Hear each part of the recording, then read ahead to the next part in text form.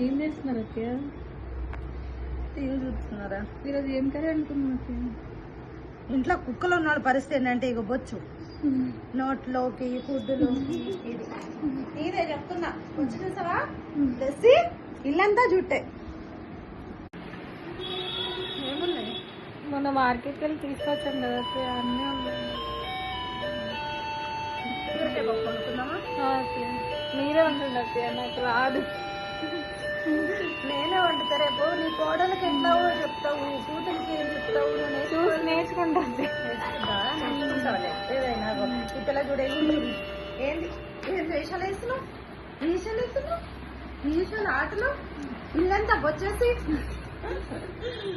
అయితే దోసకాయ టమాటా పచ్చడి, బీరకాయ పచ్చడి ఓకే ఈరోజు. బాయ్.